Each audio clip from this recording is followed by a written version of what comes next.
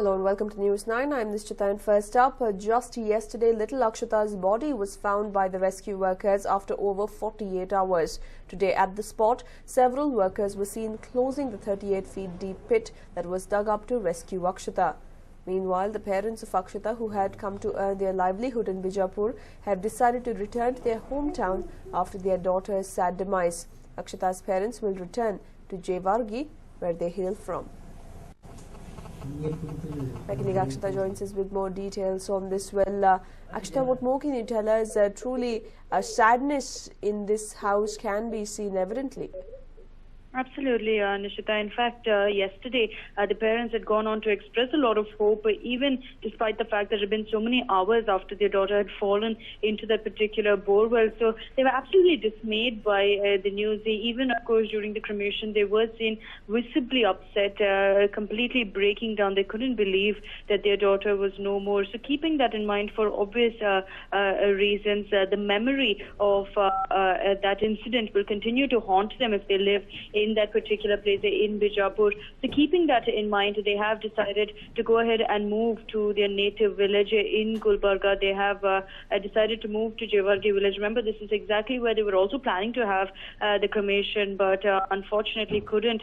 So they are planning to go ahead and move there permanently. But even now, Nishita, huge crowds gathered at that spot, despite the fact that the rescue operations have come to an end.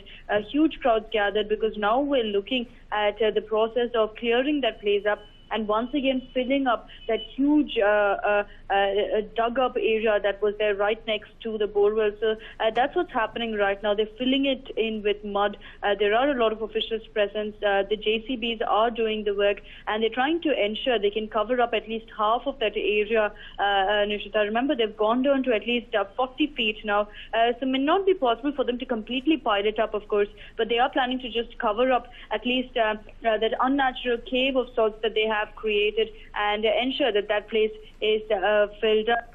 With regards to that borewell, of course, we don't know whether it's not been covered up yet. So while the district officials have been directed to do so, it looks like that is the second prerogative. First up is, of course, to go ahead and clear up that mess, clear up and ensure that it doesn't lead to another disaster, because it is rather sudden, Nishita. In the dark, of course, there are absolutely no lights in that area. So in the dark, if someone's walking on that path, they happen to fall down, that will lead to another tragedy. So to avoid something like that, they are covering that up first, and post that, we will be looking at them going ahead and ensuring that they close up the borewell as well, Nashita. Right, and also, of course, the priority at this point in time is to close up that borewell to ensure that no such incident repeats. But at the same time, it needs to be looked at that the person responsible for this is pulled up, the man who owns this borewell. So any action being initiated against him, Akshata? Well, surprisingly, there's no word on that front, Nishita. In fact, initially it was understood that yes, the priority was to rescue Akshata, but now it's time to go ahead and look back at the incident and learn lessons and ensure that the necessary action is taken. As of now, there's no word on the kind of action that has been taken against the owner. We have to keep in mind, of course, that this borewell is reportedly been open for years now, and of course it was almost a tragedy waiting to happen. Keeping that in mind, keeping in mind that the Supreme Court itself has stepped into this particular issue of open borewells way back in 2010, this issue is very much still rampant. Many people are ignorant, some people just don't care. So they need to go ahead and send out a strong message there, especially when a death has taken place because of that open borewell. A 4-year-old girl has lost her life. It took 51 hours to save her. That's the kind of extensive operations they had to do, all of which could have been avoided if that borewell was closed. So no doubt they will be looking at taking action against the borewell owners. But as of now, there's absolutely no information on that front. We do know, however, that the district authorities have been instructed to close up that borewell as soon as possible. So they will be working towards that. The hope is, of course, that there is some sort of accountability that comes forward, and that whoever is responsible for leaving that borewell open does in fact pay the price for doing the same, Nishita. Right, Akshita, thank you for joining us with all those details. Well, there we have it. Action certainly needs to be initiated against the person responsible for not closing that borewell. Also, at the same time, priority-wise, they have to shut that borewell and block it immediately to ensure that no other Akshita loses her life. The family members absolutely distraught with the loss of their loved one and now want to move back to their hometown as they cannot stay in the same locality where they lost their little child.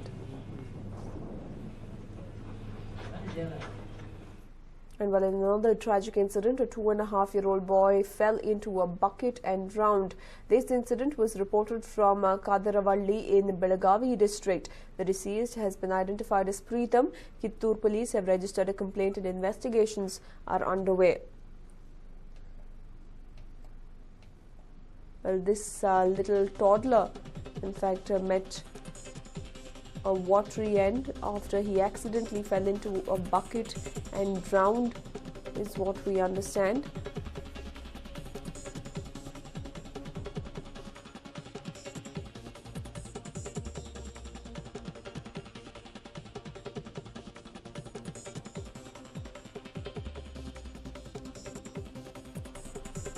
Well, in fact, the police officials have begun investigations after registering a complaint in this regard, but a freak accident that has claimed the life of a little boy as he accidentally fell into a bucket of water, and as help did not reach him on time, he drowned and lost his life.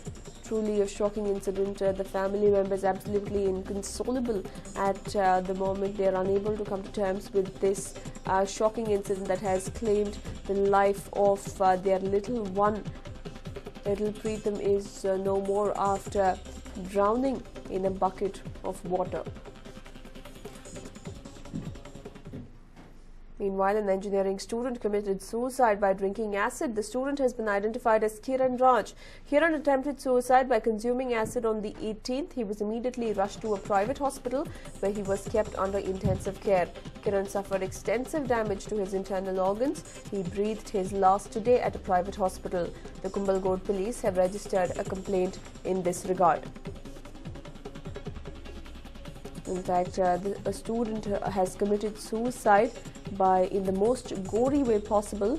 Of course, no suicide can be given a level of gory, but in this case, the student committed suicide by consuming acid. He was rushed to the nearest hospital, but unfortunately breathed his last. He had consumed poison the day before yesterday, but today he was declared dead after the doctors could do precious little to repair his extensively damaged internal organs.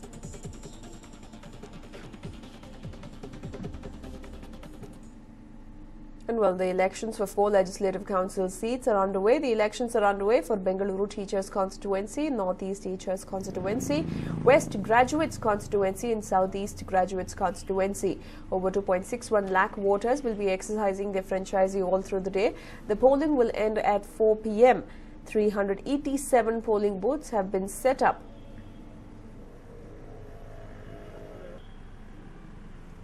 Well, these are the scenes being witnessed in Dharwad, where volunteers as well as officials are keeping a check on the voters coming in and casting their vote for the MLC elections.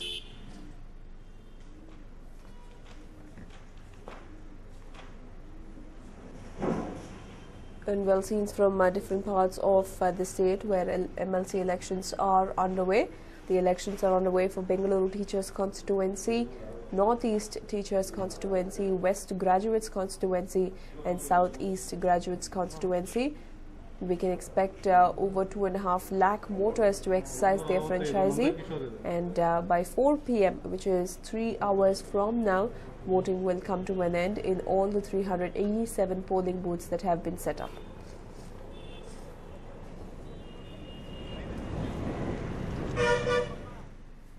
And meanwhile, a case of violation has been reported from Hubli, where the polling was underway. Police Sub-Inspector B.K. Patil has been taken in his custody JDS workers, laptops, hard disks for allegedly flouting the norm. It is said that the JDS workers were using these laptops and hard disks in the premises in the 100-meter radius of the polling booth, and that's the reason why the police sub-inspector has seized all these gadgets. Meanwhile, JDS leader Basavaraj Horati has accused the police sub-inspector of double standards. He has accused the BJP of violating the poll code of conduct, while the PSI is being accused of turning a blind eye to the incident.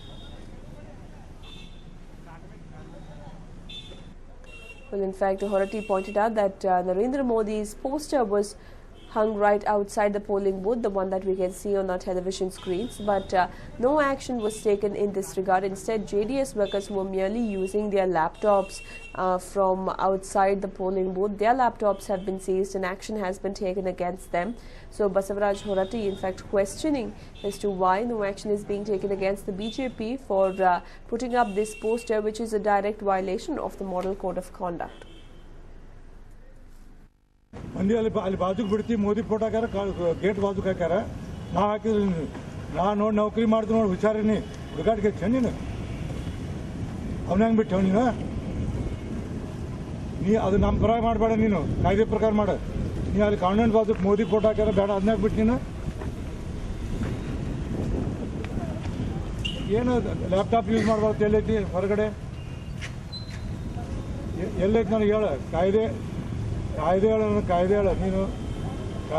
ನಾ commissioner ಹೇಳಿ ನೋಡಿ, ಈಗ ಹುಷಾರಿದ್ದೀನಿ, ಹೊರಗಡೆ laptop use ಮಾಡ್ತೇಳಿ ಕಾಯ್ದೆ. ಹೊರಗಡೆ ಐತದ ಮನ್ಯಾಗ ಮಾಡಿದ್ರು ಬೇಡ ಅಂತ ಹೆಂಗೆ.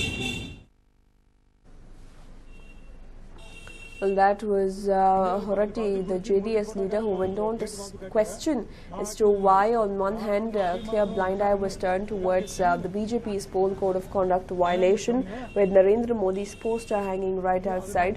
On the other hand, the JDS workers were unnecessarily penalized, as he claimed that there was no rule that stated that laptops or other gadgets could not be used by the people right outside the polling booth.